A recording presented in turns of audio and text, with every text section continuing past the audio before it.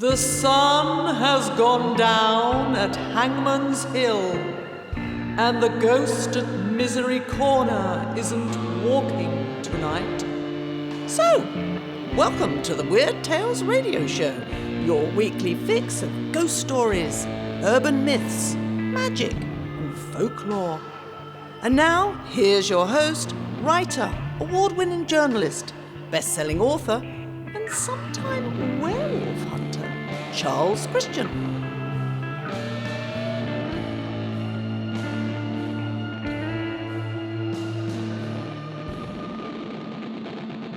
Hello and welcome.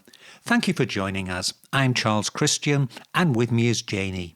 This is episode 25, the 12th July edition of the Weird Tales Radio Show, and we're here to take you on another foray into the world of ghosts, geeks, urban myths, magic, and folklore.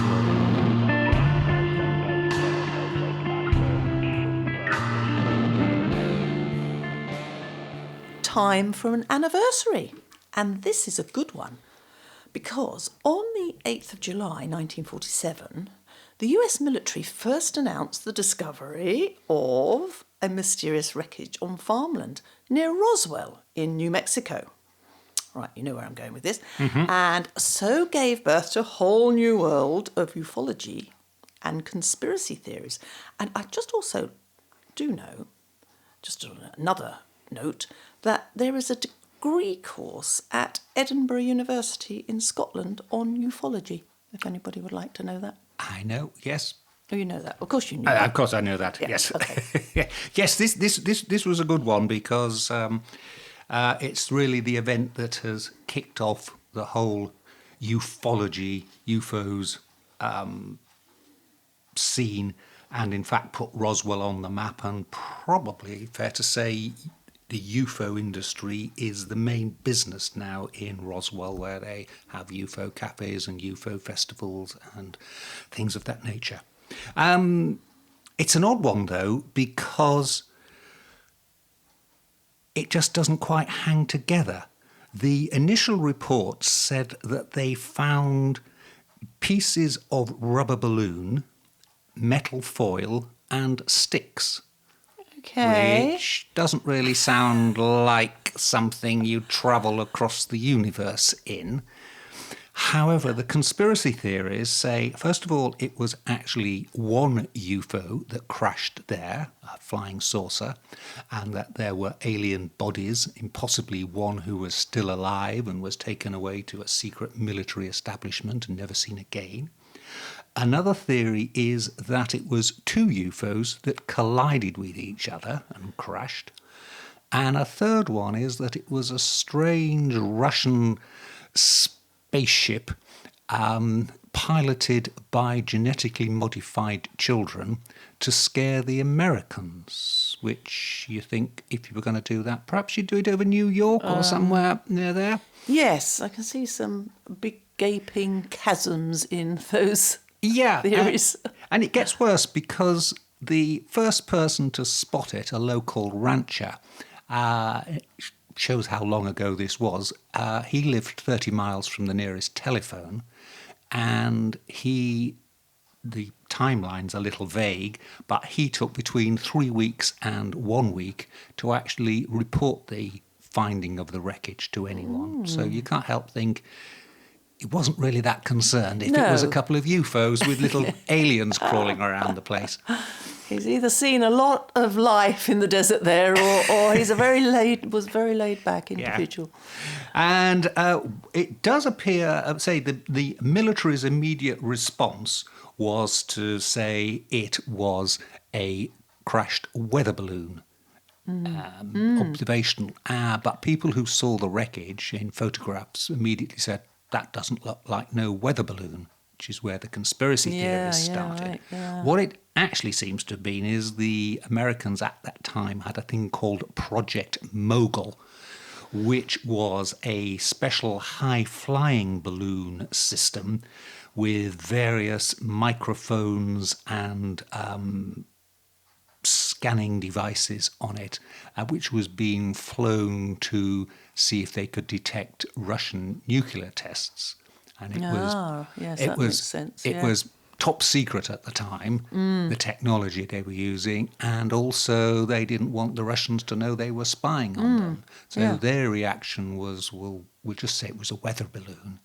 But Yeah, yeah, yeah. in the usual way, it was slightly ham-fisted. Yeah, and so perceived as a big bluff to cover up something More serious. more serious, and they probably rubbed their hands with glee when the thought of the idea came out that there were aliens, because it was like, well, that throws it even more off the track of what it actually was. Exactly. I say, but the whole thing really began as a sort of a big deal about nothing.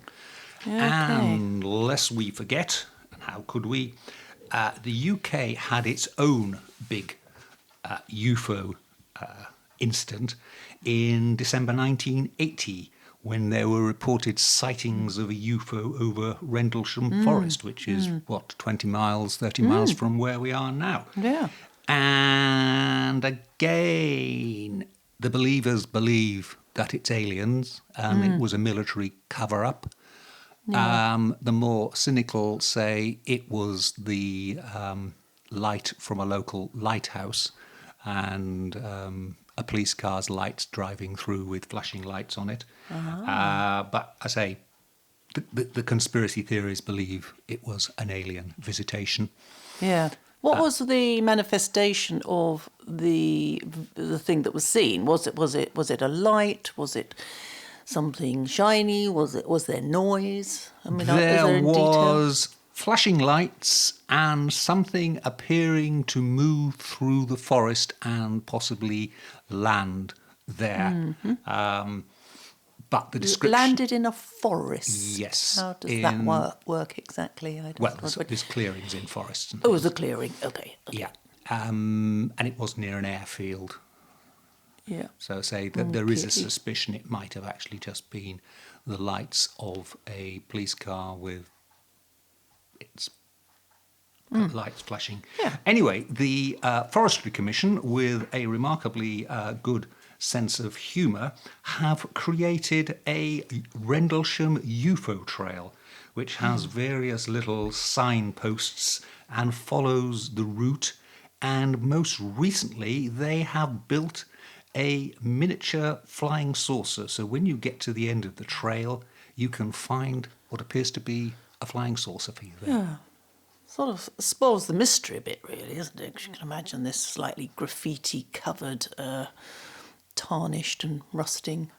Well, it probably isn't. Sorry, I shouldn't be negative about it. I'm sure it's wonderful, exactly like a UFO. And it does actually look like the images that people say the thing looked like. And I say there's leaflets available, and there's strange messages on signs that you can try and decipher. And it's 3 miles and described as easy, as in not hard work following the alien. So there we have there's it. a cafe and a gift shop at the end. Yes. Obviously, the aliens left there. Exactly, yes, you can buy a little silver man. Yeah. Now, news of an intriguing hoax. And this is via our friends on the Ancient Origins website. They spotted a report that was posted on the Wessex archaeology blog. Apparently, archaeologists involved in restoration work at Bath Abbey, which is in Somerset, were apparently first bewildered to discover, hidden beneath some 19th century choir stalls, a pair of coins depicting a horned and hoofed, trident-wielding devil, and the words on it, Civitas Diaboli, which translates to City of the Devil. So, was this evidence of the existence of some form of hitherto unknown satanic cult, you're wondering? Mm-hmm. The answer is no. No. That's because when they turned them over, the reverse side carried the wordings, apparently, rather giving the game away, 13th of Maj, Anholt, 1973. So, translate this. Anholt is a Danish island, and Maj I'm not sure if that's how you pronounce it, but anyway, it's Danish for May. So then it all became clear, because it was on the island of Anholt in May 1973 that the islanders there first discovered what appeared to be sacrificed human remains on a remote beach. Except the remains were fakes. Oh. Yeah.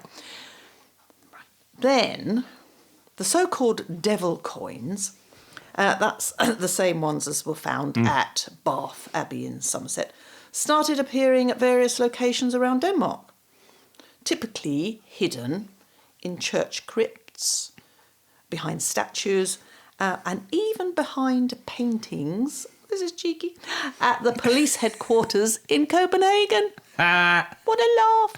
Anyway, eventually over 400 coins were discovered. But it wasn't until 2013, which was 40 years later, a Danish newspaper discovered it was all a practical joke, started by a certain Knud Langkau, who was a telephone clerk with obviously a slightly warped sense of humour at the National Gallery of Denmark. Langkau died in 2004, so we're never going to really know what his real motivation was. But anyway, one of his co-workers apparently described him as completely ordinary, quite conventional and grey.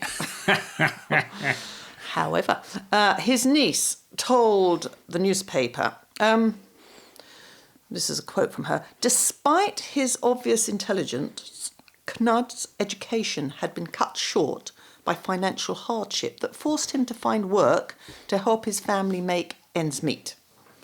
Had he found more fulfilling work, he might not have devoted so much time and effort to his extraordinary prank. Well, yeah, I suppose we could say that could have been the case, or, of course, he might have just actually had more money to do slightly more crazy and elaborate pranks. So yes. There's always two sides of a coin. Yes. What I did there. I did very good, yes. I mean, what you can see would be attractive there is because, as the Dan Brown books have shown, people always think, ooh, the church, are they really good, or is there a sort of secret undercurrent of Satanism in there and mystery? So it sort of it appeals to people's sense, and I mean this takes us quite neatly on to other hoaxes that are in the paranormal area. These are some of my favourites. There's the Alien Autopsy film, which a guy called Ray Santilli first showed in 1995, and it is supposedly was supplied to him by a retired military cameraman who wished to remain anonymous, and it was supposedly the autopsy of the aliens that were found in the Roswell crash. Time gap there, isn't there? There's a bit of time gap there. This is where it gets clever, because 10 years later, because people are saying, but they so obviously look like rubber dummies that are in that. He said the film was not authentic. It was a stage reconstruction of footage he viewed in 1992, but the film that it was originally made on had deteriorated. So he reshot that footage using dummies. So that's quite a clever one there to say, you spotted that those aliens are dummies, but that's because the film didn't survive, so we had to reproduce it. And say it's that feeding the conspiracy theory there. Yeah. And there's some other ones here. There's one called the Calaveras skull, which was found by miners in California back in the 1860s. And again, this was a hoax by miners who didn't like the local state geologist. And so to fool him, they put some human remains in diggings in a mine where there were also remains of giant elephants and mastodons and mammoths and things. And it appealed to the creationists who believed that everybody started at the same time, even though it was quite clearly a hoax and the people all said it was a hoax. And apparently creationists still use the story as proof that paleontologists ignore evidence that doesn't fit their theories. Yes, well, no comment on that one, really. Well, no. And then there's another one, the Cardiff Giant, which was supposedly a petrified giant, as in a very large giant who'd turned to stone.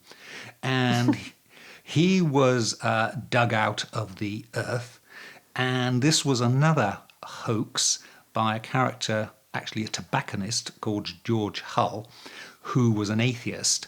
And he'd had an argument with a Methodist revivalist meeting about the lines in Genesis 6:4, which states there were once giants who lived on the earth.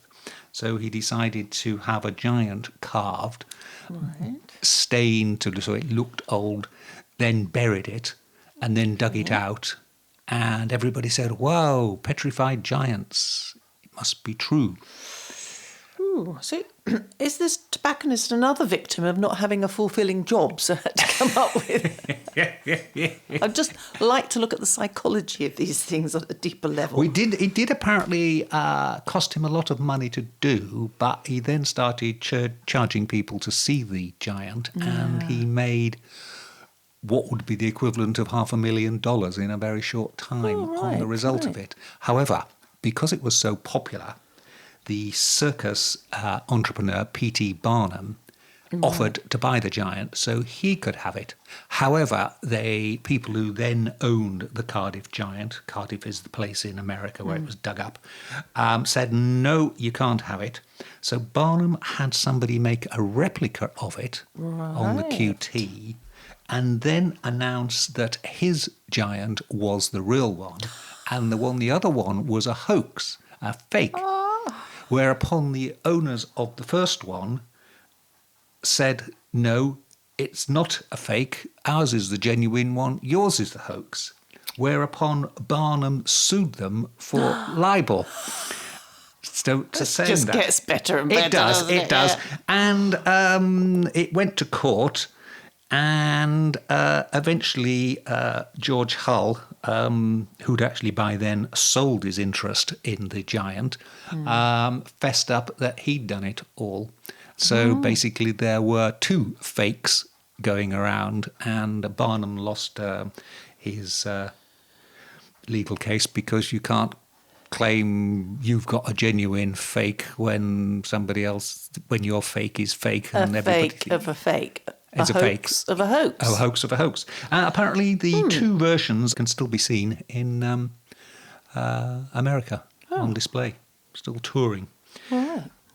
Then there's back over to the UK, the Cottingley Fairies.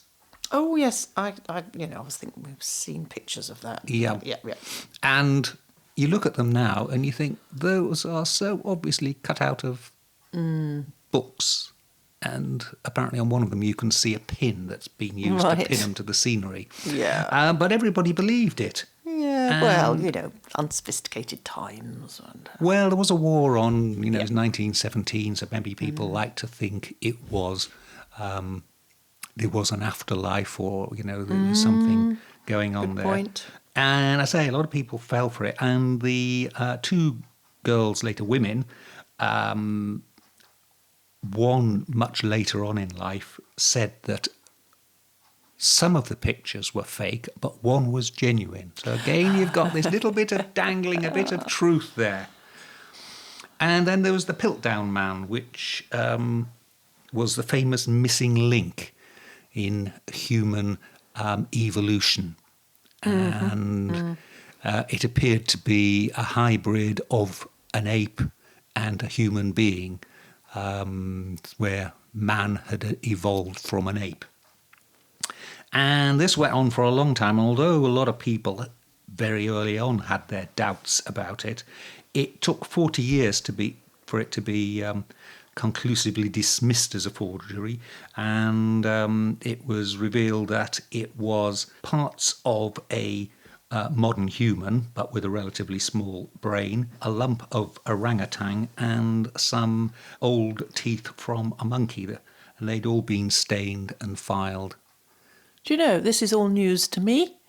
I remember being taught this at school, and I had no idea that was a forgery. It was a forgery, and it's thought it was the archaeologist who found it, a certain Charles Dawson, who was responsible for it, because in subsequent life he was discovered to have quite a few fake archaeological findings in his collection.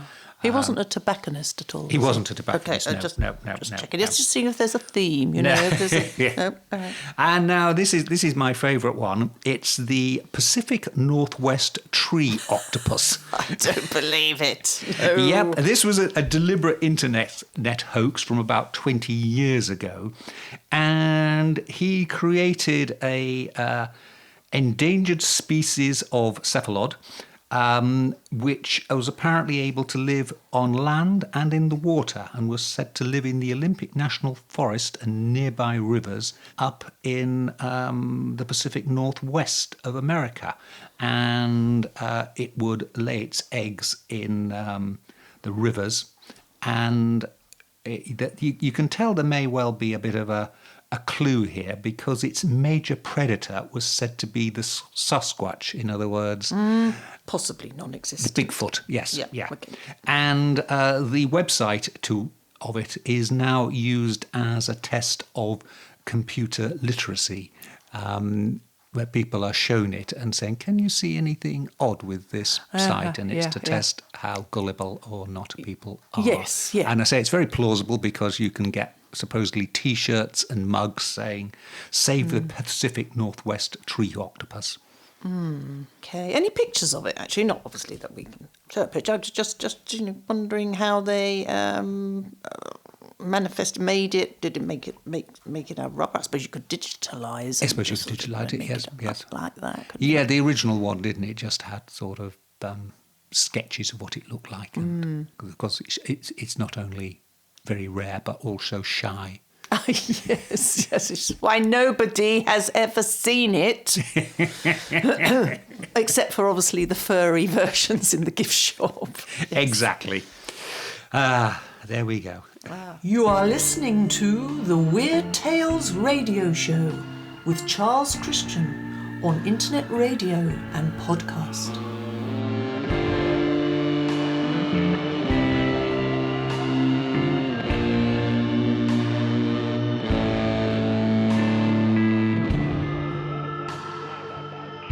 One more story. You may recall the 1980 Umberto Eco novel The Name of the Rose, subsequently made into a movie starring Sean Connery and Christian Slater.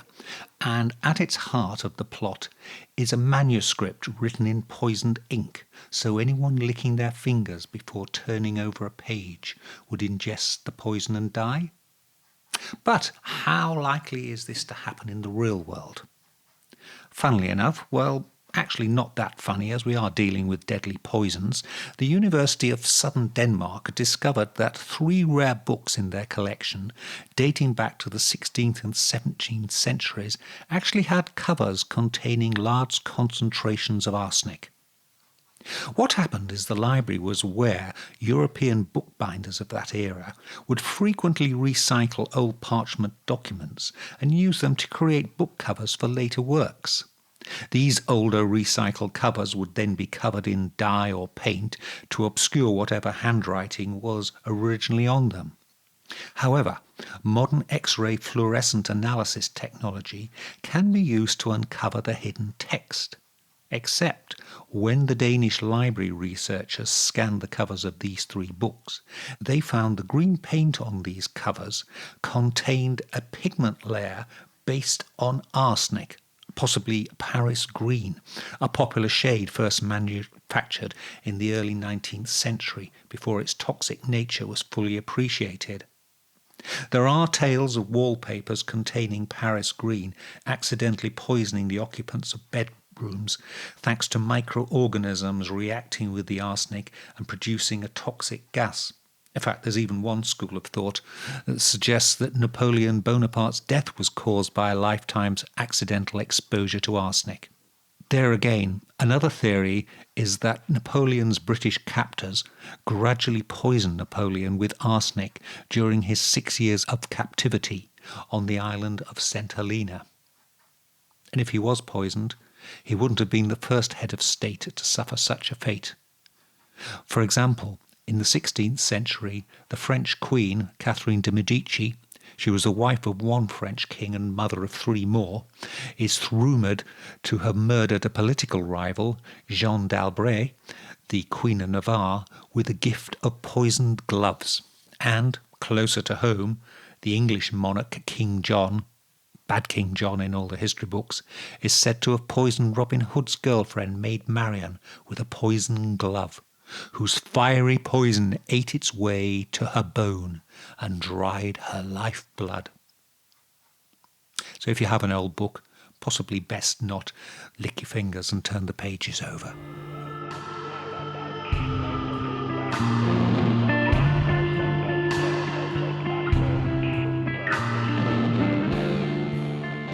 So, back to the paranormal events calendar. Apparently, this time of year, mid-July, is when Jenny Burntail can be seen in parts of Warwickshire in England. She can be spotted on warm summer evenings and will lure you into the woods. Ooh, and who or what is Jenny Burntail? Well, it's another name for Will of the Wisps. Some other names are Jack-o'-lantern, Joan of the Wad, Pixie Lights, Hobby Lanterns, Hinky Punk, no, really? Spook Lights, Lantern Men, Orbs. I'm going to go on and on with this because there's some wonderful names. Ghost Candles, Ooh. Shiners, Foxfires, and Fairy Fire. And that's just some of the variations from just the UK. So does that help it at all? Not really. A bit clearer? Bit more, No? bit more, okay. please. Right. All of them are names for a natural phenomenon called ignis fatuus, which, as any fool knows, is medieval Latin for foolish fire, which is a flickering light that can sometimes be seen over bogs, as in swamps, marshes, and spookily, sometimes even in old churchyards. Mm-hmm. Yeah, actually, it is an international phenomenon with reports of similar occurrences coming from all around the world, including North, South America, Asia, even Australia. So, yeah, it's not just weird stuff we've made up in this country. Yes. Which you will find out why shortly. Yes. Yes, because, see, back in olden times, when people didn't have a scientific explanation for this, obviously you can imagine there were all some manner of legends, superstitions and folklore surrounding this will-o'-the-wisp lights, these spooky lights, with suggestions they were malicious ghosts or mischievous supernatural beings deliberately leading late-night travellers astray for nefarious purposes. So, you're on a journey late at night, you're lost, but then you see a flickering light in the distance. Is it another traveller carrying a lamp? Perhaps the light of a cottage where you might take shelter. So you head for it, only to find it just keeps dancing away from you, leaving you more lost than you were in the first, and possibly in mortal danger now as you've wandered even further into a marsh. Sounds like a typical trip home from the pub. Yes, yeah, we're around here. We're quite flat around here. That's true. Yeah. Is there a scientific explanation, or are we in the realm of the paranormal? Well, see, I was a duffer at science at school, amongst other things, but I'm glad to see boffins have apparently spent the last 250 years trying to work out what the cause is. The general theory is that it's caused by natural gases such as methane and phosphine being released by organic decay and then spontaneously igniting when they come into contact with the oxygen of the air. Right. They've even found these mini fireballs of burning gas react to movement in the air. So this sort of adds to the weirdness of it all. So if you approach a burning will-o'-the-wisp, the draft you create will blow the flames further away from you. So they do appear to be deliberately moving away from you. And and also the bioluminescence of some insects, such as fireflies, which we get around here quite commonly, and even the white plumage of barn owls have also been mistaken for sightings of will-o'-the-wisps. Certainly barn owls flitting in the twilight can be very mysterious. And the fireflies probably explains why Jenny Burntail apparently leads people to wander off into the woods. And, of course, in our part of the world, the Waveney Valley, will-o'-the-wisps are known as Asylum Lights because that was a marshy area. Gosh, that's really close, yeah. It is, indeed. On a clear day, you can see the will-o'-the-wisps. I'd love to. And here's a story of an old sailor who drowned on the Norfolk Broads about 200 years ago. If you go to Thurleton Churchyard, which is on the Broads, there's a headstone there to a Joseph Bexfield, and it's got a carving of a Norfolk wherry on it, which was the kind of sailing barge that was used on the inland waterways up until middle of last century. And it's known as the Wherryman's Grave. Thurleton Staithe is on the River Yar, halfway between Norwich and Yarmouth, and was a place where wherrymen would tie up for the night, head off across the marsh, across a track to the local White Horse Inn for meal and drinks. Anyway, apparently one evening Joseph Bexfield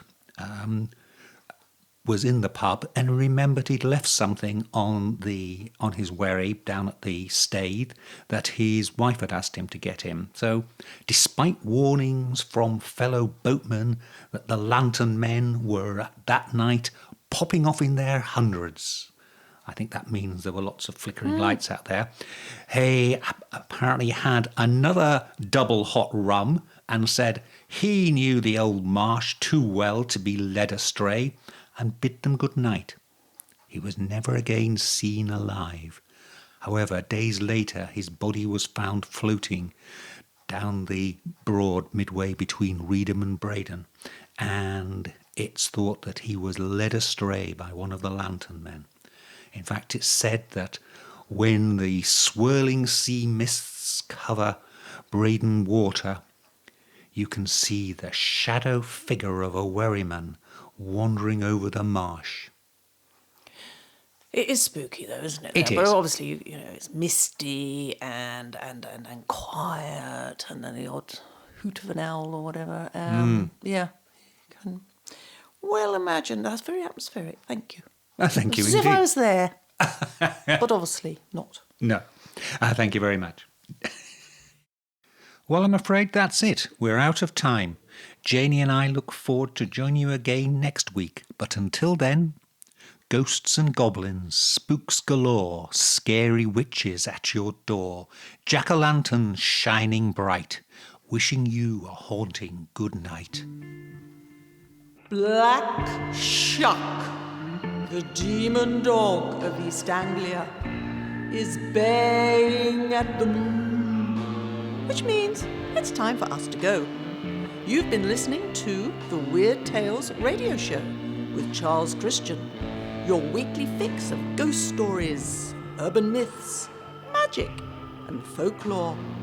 Keep in touch with us online at www.urbanfantasist.com or by email at urbanfantasist.icloud.com or on Twitter at Christian Uncut. Good night. Join us again next week for another edition of the Weird Tales radio show.